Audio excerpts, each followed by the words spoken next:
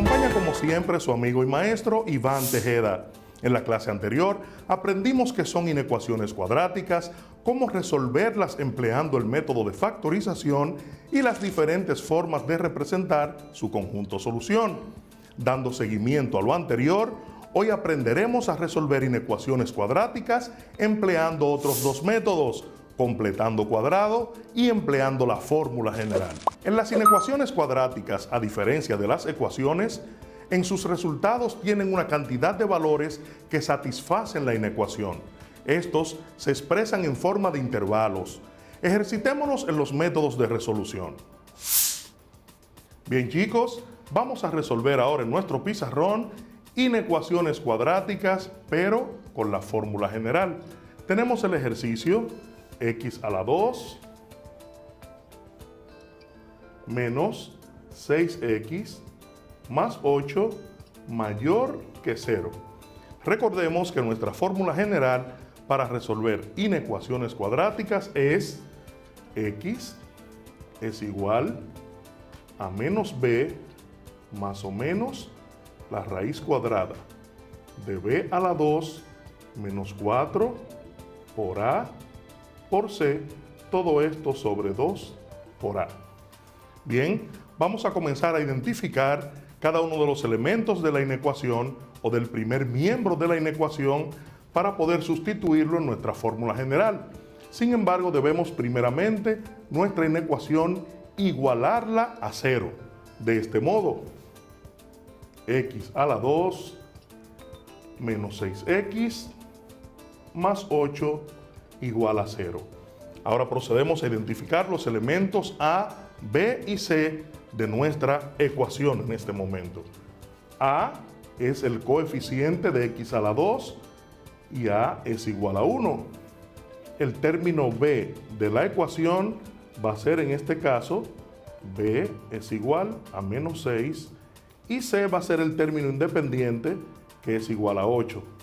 Sustituyendo ahora en nuestra fórmula general, vamos a sustituir por cada uno de los elementos obtenidos y decimos ahora que x va a ser igual a menos b, y b es menos 6, más o menos la raíz cuadrada de b a la 2, que es menos 6 elevado al cuadrado, menos 4 multiplicado por a, que es 1, y multiplicado por c, que es 8.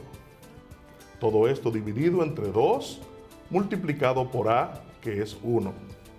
X entonces va a ser igual, y comenzamos a resolver nuestro ejercicio que tenemos en la fórmula general.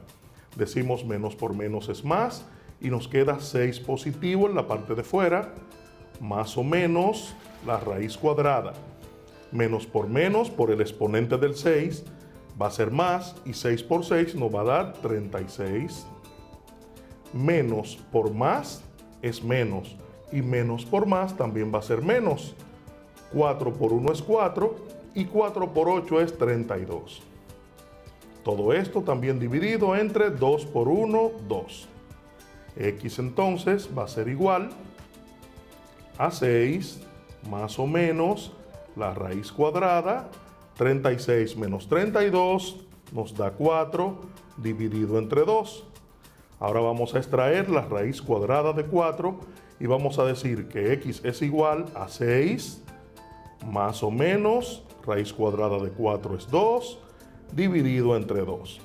En este momento, por el signo de más o menos, vamos a encontrar las dos raíces de x y vamos a decir que x sub 1 va a ser igual a 6 más 2 dividido entre 2, igual a 8, sumándolos del numerador, dividido entre 2 y va a ser igual a 4. Es la primera raíz de x. La segunda sería x sub 2 es igual a 6 menos 2 sobre 2. 6 menos 2 es 4 y 4 dividido entre 2 es a 2. En este momento tenemos las dos raíces de la ecuación para x. Con los valores obtenidos de x, vamos a proceder en este momento a graficar nuestra recta numérica para encontrar los intervalos que satisfacen la inecuación.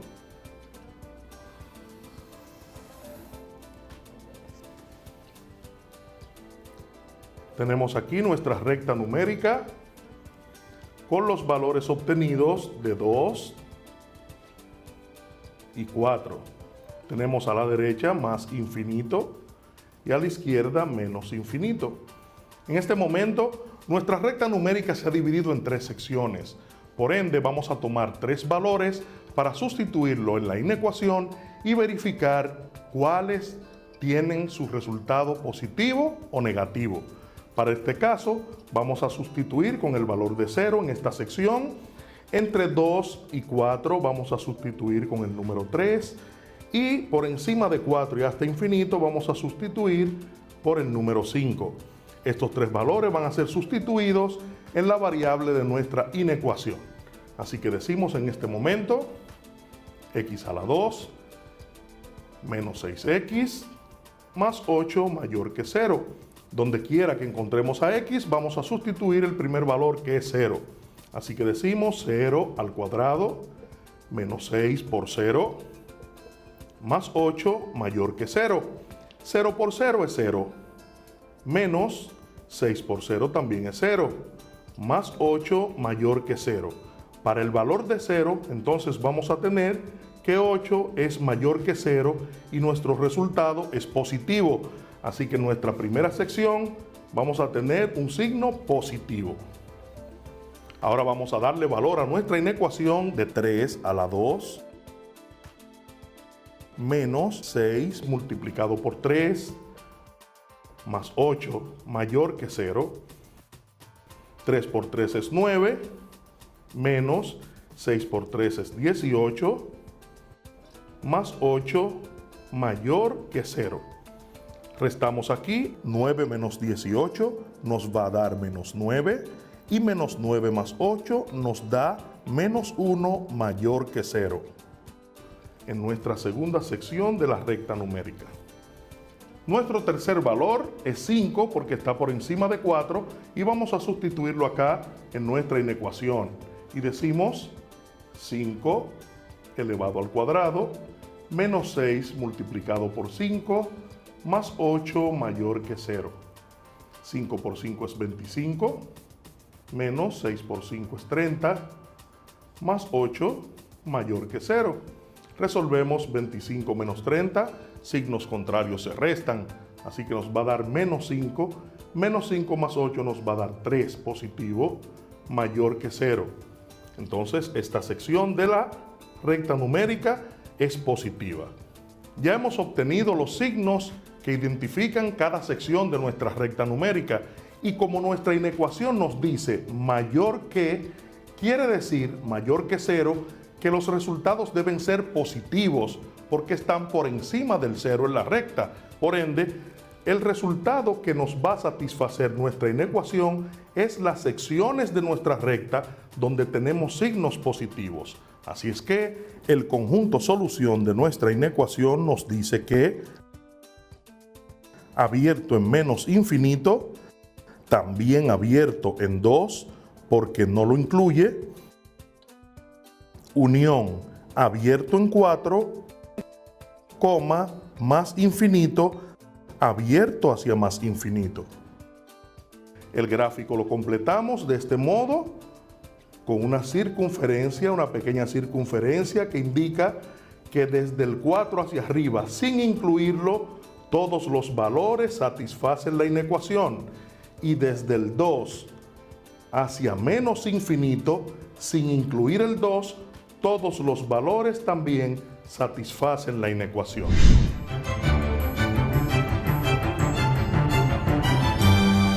Saludos mis queridos estudiantes de sexto de secundaria. Para mí es un placer acompañarlos este bello día. Soy Sonia García, bienvenido a nuestra clase de física.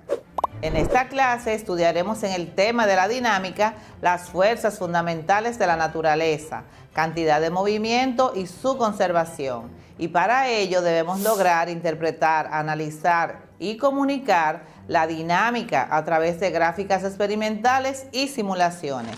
Vamos a reconocer las características de las fuerzas responsables de los diferentes movimientos de un objeto y la aceleración que producen y la cantidad de movimiento. Para poner en práctica lo aprendido, solucionaremos problemas y aplicaremos estrategias donde se comprueban las leyes de Newton. Presta atención a estas informaciones. En la naturaleza existen 4 fuerzas básicas, también llamadas fuerzas fundamentales de la naturaleza. No se pueden explicar en función de otras fuerzas básicas y son la gravitatoria, electromagnética, nuclear fuerte y nuclear débil. La gravitatoria es la fuerza de atracción entre dos cuerpos. Tiene un solo sentido, es la responsable de la estabilidad del universo y su alcance es prácticamente infinito. Es la más débil de todas las fuerzas de la naturaleza. La fuerza electromagnética afecta a los cuerpos cargados eléctricamente y tiene 2 sentidos. Es la responsable de las reacciones químicas y de los fenómenos biológicos. También su alcance es prácticamente infinito. La fuerza nuclear fuerte es la que mantiene unidos los componentes de los núcleos atómicos, o sea, los protones y los neutrones.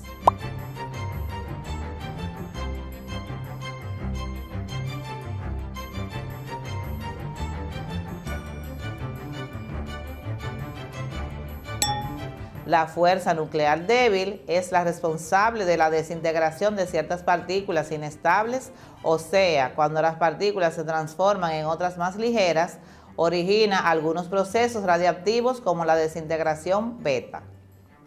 Fuerza de fricción o de rozamiento.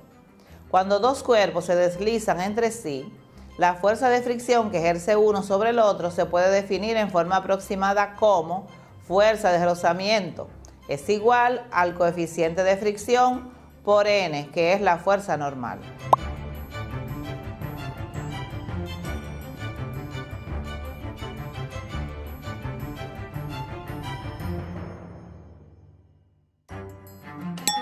O sea, la fuerza que cada cuerpo ejerce sobre otro, en dirección perpendicular a la superficie de contacto.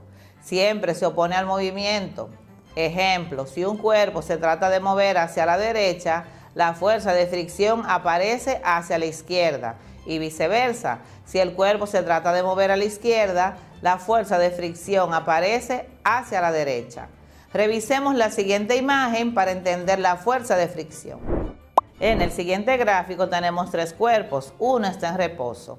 El número 2 se desplaza hacia la derecha, mostrando su fuerza normal, mientras que en la parte de abajo se nota la fuerza de fricción que va hacia la izquierda. En el cuerpo número 3 tenemos que la masa se desplaza hacia la izquierda, mientras que su fuerza de fricción en la parte de abajo se desplaza hacia la derecha.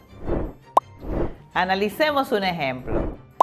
Un avión de 6.000 kilogramos de masa aterriza trayendo una velocidad de 500 kilómetros por hora y se detiene después de 10 segundos de andar en la pista. ¿Cuánto vale el total de su fuerza de rozamiento que hace posible que se detenga? Mientras aterriza el avión, a la única fuerza que está sometida es a la fuerza de rozamiento, que son varias, pero hablamos de las resultantes de todas estas fuerzas. Según la segunda ley de Newton, la fuerza de rozamiento es igual a masa por aceleración. Veamos. Aquí tenemos los datos de nuestro ejercicio. Dijimos que la masa es de 6.000 kilogramos, su velocidad inicial de 500 kilómetros por hora, velocidad final 0 kilómetros por hora porque el avión se detiene, y el tiempo de 10 segundos. Nos piden que calculemos la fuerza de rozamiento que hace aterrizar el avión. La operación tenemos que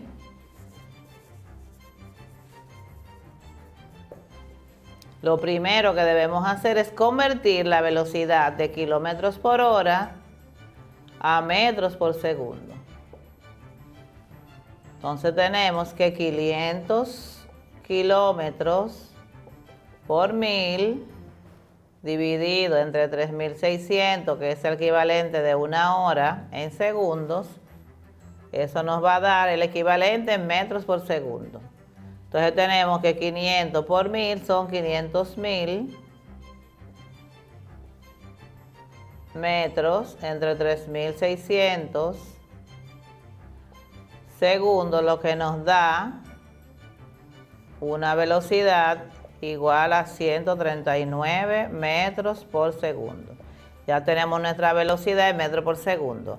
Para hallar la fuerza de rozamiento nos hace falta la aceleración. Entonces calculamos la aceleración, que dice que es igual a velocidad final menos velocidad inicial entre tiempo. La velocidad final dijimos que es igual a 0. Entonces 0 menos 139, que sería nuestra velocidad inicial, dividido entre el tiempo, que son 10 segundos. Entonces 139 entre 10 es igual a 13.9 metros por segundo al cuadrado. Recordamos que la velocidad es negativa porque el avión está aterrizando o frenando y nuestra velocidad será negativa. Entonces tendrá un valor de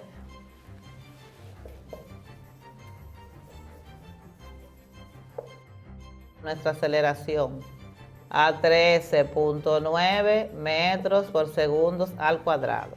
Ahora calculamos la fuerza de rozamiento. La fuerza de rozamiento es igual a masa por aceleración, que será igual a 6.000 kilogramos por 13.9 metros por segundo al cuadrado, lo que nos da un total de 83.400 newton, que es la unidad de medir la fuerza. Entonces tenemos que nuestra fuerza de rozamiento es igual a 83.400 newton. La fuerza centrípeta. Fuerza centrípeta es la fuerza que tira de un objeto hacia el centro de un camino circular mientras que el objeto sigue ese movimiento. Un objeto solo puede tener una trayectoria circular si se le aplica una fuerza centrípeta. La fuerza centrípeta no debe confundirse con la fuerza centrífuga porque es diferente. La fórmula de la fuerza centrípeta es: fuerza centrípeta es igual a masa por velocidad al cuadrado entre el radio, donde m es la masa, b es la velocidad y r es el radio en la curvatura del movimiento.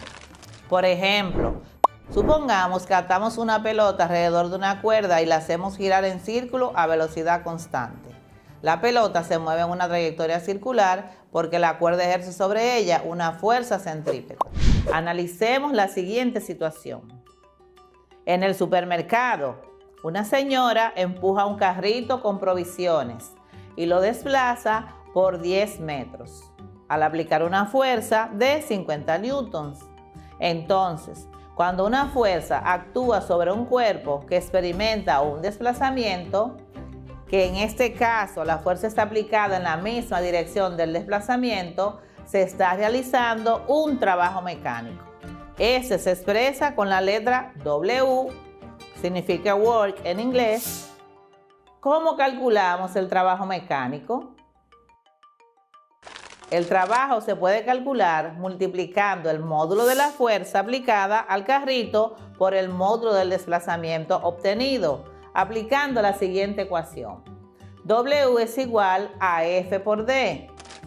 Si la fuerza se expresa en newton y el desplazamiento en metros, al multiplicar newton por metro se obtiene joule, que es la unidad de expresar el trabajo y es la misma unidad que mide la energía. Por eso se entiende que la energía es la capacidad para realizar un trabajo o que el trabajo provoca una variación de energía. Calculemos entonces. ¿Cuál es el módulo del trabajo realizado por la señora? Tenemos los siguientes datos. La fuerza, dijimos que era de 50 newtons. El desplazamiento, 10 metros. Vamos a calcular el trabajo. El trabajo es igual a fuerza por desplazamiento. Dijimos que la fuerza es de 50, el desplazamiento son 10, 50 newton por 10 metros es igual a 500 joule. Resultados, trabajo igual a 500 joule. Entonces, el trabajo realizado por la señora fue de 500 joules.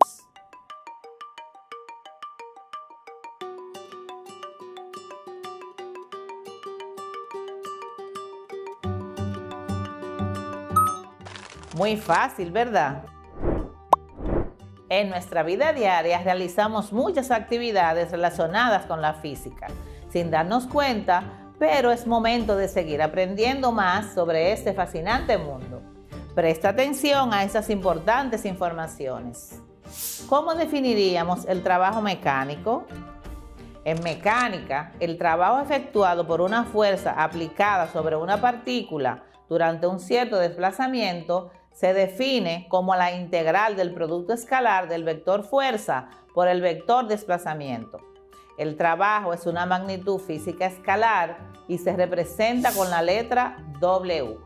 Su fórmula es W igual a F por D por el coseno del ángulo, donde F es la fuerza aplicada, D es el desplazamiento experimentado y coseno del ángulo es el coseno del ángulo formado entre la dirección de la fuerza aplicada y la dirección del desplazamiento.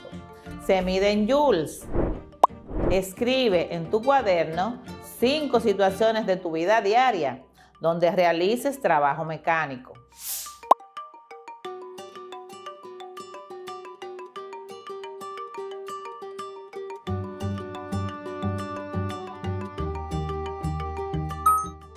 Excelente.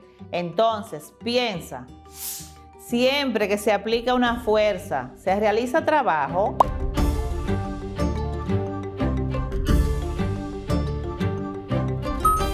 Si respondiste que no, estás en lo correcto. Cuando la fuerza aplicada tiene dirección perpendicular a la dirección del desplazamiento, no ejerce trabajo mecánico, porque no se opone ni favorece al movimiento.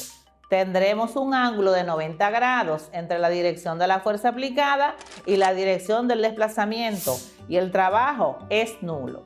Por ejemplo, si aplicamos una fuerza perpendicular con nuestro brazo sobre una mesa, esta no se moverá. Por lo tanto, no habrá trabajo. Cuando una fuerza no realiza trabajo, como en el gráfico que estamos analizando, una fuerza sin movimiento o una fuerza perpendicular al movimiento no realiza trabajo. Aquí vemos una persona empujando un objeto con una fuerza que no produce ningún movimiento, lo cual cuando se ejerce una fuerza sobre el objeto que no se mueve, no se realiza trabajo sobre el objeto. En el segundo caso vemos que el señor está haciendo una fuerza perpendicular al movimiento con velocidad constante, transportando un objeto. Cuando se transporta un objeto a velocidad constante por una fuerza que actúa en ángulo recto con el movimiento, no se realiza trabajo sobre el objeto, pues se forma un ángulo de 90 grados y el trabajo es nulo. Y si la fuerza tiene otra dirección, ¿se producirá trabajo?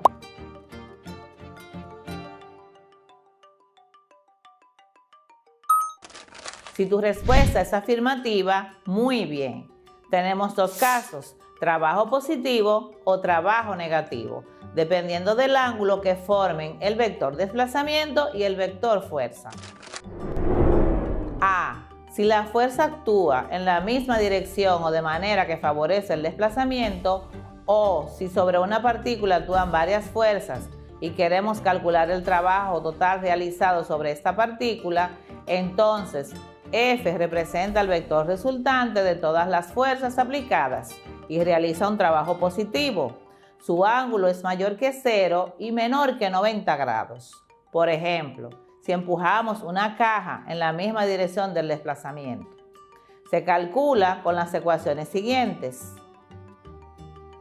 W es igual a F por D por el coseno del ángulo. O también W es igual a F por D si no nos dan el ángulo. Ejemplo, sobre un cuerpo actúa una fuerza de 120 newtons, formando un ángulo de 34 grados con la horizontal. Si el cuerpo se desplaza a una distancia de 20 metros, hallar el trabajo que actúa sobre el cuerpo. Datos. Tenemos una fuerza de 120 newtons, el ángulo de 34 grados y el desplazamiento de 20 metros. Tenemos que calcular el trabajo realizado sobre el cuerpo. Usando la fórmula del trabajo, W es igual a F por D por el coseno del ángulo. Dándole valores tenemos que W es igual a 120 newtons por 20 metros por el coseno de 34 grados, lo que es lo mismo 120 por 20 metros por 0.829, que es el coseno de 34 grados, lo que nos da un resultado de 1989.7 joules. Si la fuerza actúa en dirección opuesta al desplazamiento, se realiza un trabajo negativo y tiene un ángulo de 180 grados. Por ejemplo, si queremos detener un cuerpo en movimiento, debemos aplicar una fuerza en sentido opuesto al desplazamiento del mismo. Y la fuerza es antiparalela al desplazamiento. Calculamos con la siguiente ecuación. W es igual a menos F por D. Practiquemos. Sobre un cuerpo de 10 kilogramos actúan las fuerzas según indica la figura. Tenemos en el gráfico una masa de 10 kilogramos a la cual actúa una fuerza de 30 newtons hacia el este, o F mayúscula. Tenemos otra fuerza, F minúscula, de 10 newtons hacia el oeste o hacia la izquierda, lo que produce un desplazamiento de 20 metros. Halla el trabajo que hace la fuerza F mayúscula, halla el trabajo que hace la fuerza F minúscula y halla el trabajo total que actúa sobre el cuerpo. F mayúscula 30 newtons, F minúscula 10 newtons, desplazamiento 20 metros. Hallar el trabajo hecho por la fuerza F mayúscula, que es igual a 30, hallar el trabajo hecho por la fuerza F minúscula, que es igual a 10 newtons, y hallar el trabajo total. Operación. Usando la fórmula del trabajo, W igual a F por D por el coseno del ángulo. Aquí el ángulo entre F mayúscula y D es 0 grados. Por lo tanto, esta fórmula se reduce a W F mayúscula es igual a F por D, lo que será igual a 30 newton, que es el valor de F mayúscula, por el desplazamiento, que son 20 metros, lo que nos da un valor de 600 joules. Para el trabajo de F minúscula tenemos que la fórmula del trabajo es W igual a F por D por el coseno del ángulo. Aquí el ángulo entre F minúscula y D es de 180 grados. El coseno de 180 es igual a 1. Por lo tanto, esta fórmula se reduce a trabajo de F minúscula es igual a menos F por D, lo que es igual a menos 10 por 20, que nos da un resultado de menos 200 joules. Para hallar el trabajo total, sumamos el trabajo hecho por la fuerza F mayúscula más el trabajo hecho por la fuerza F minúscula, que es igual a 600 joules menos 200 joules, que nos da un resultado de 400 joules, que sería el valor del trabajo total. Resultados. El trabajo hecho por la fuerza F mayúscula es de 600 joules. El trabajo hecho por la fuerza F minúscula, menos 200 joules. El trabajo total, 400 joules. Luego de realizar estos ejemplos, ahora analicemos el trabajo de manera gráfica. Trabajo por fuerzas constantes. En el siguiente gráfico tenemos una fuerza de 130 newtons que produjo un desplazamiento de 3 metros. Podemos representar gráficamente el módulo de una fuerza que realiza trabajo sobre un objeto en función de la posición del cuerpo. Por ejemplo, consideremos la fuerza de 130 newtons que vimos en el gráfico de arriba, que produce un desplazamiento de 3 metros. Entonces, su posición inicial vale 0 y por ello la posición final es igual al desplazamiento. En el caso anterior, la fuerza es constante y podemos observar que el trabajo es igual a la componente de la fuerza en X por la variación de X, que es simplemente el área del rectángulo sombreado en la figura. W es igual a 130 newtons por 3 metros, que es igual a 390 joules. Para fuerzas variables, en este gráfico, el trabajo se calcula según la figura sombreada y usando la fórmula correspondiente al área, que en este caso será un triángulo, y es igual a W igual a base por altura partido 2, donde la altura representa la fuerza y la base es el desplazamiento.